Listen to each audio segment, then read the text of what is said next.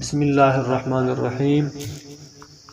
یہ ایک بچی کا دلچسپ واقعہ ہے۔ حضرت ذی النون المصری ایک دفعہ دریا میں شکار کر رہے تھے اور ساتھ آپ کی چھوٹی بیٹی بھی تھی۔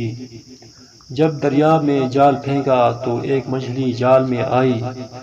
بچی نے اس مچھلی کو پکڑنے کا ارادہ کیا تو دیکھا کہ وہ مچھلی اپنے دونوں ہونٹ ہلا رہی ہے، تو بچی نے اسے دریا میں پھینک دیا۔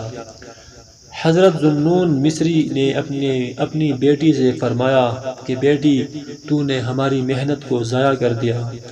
بچی نے عرض کیا کہ جو چیز اللہ پاک کا ذکر کرتی ہو میں اسے کھانے کے لیے راضی نہیں ہوں۔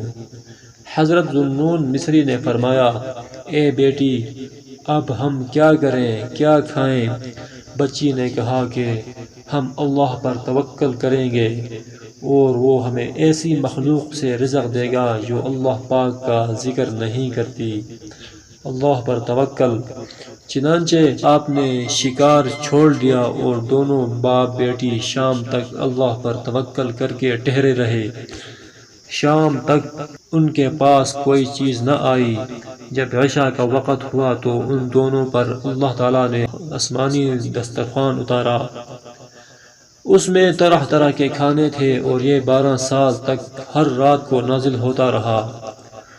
حضرت ذی النون مصری نے گمان کیا کہ یہ دسترخوان میری عبادت، نماز، روزہ اور فرمان برداری کی وجہ سے نازل ہوتا ہے۔ جب آپ کی بیٹی فوت ہو گئی تو وہ دسترخوان نازل ہونا بند ہو گیا۔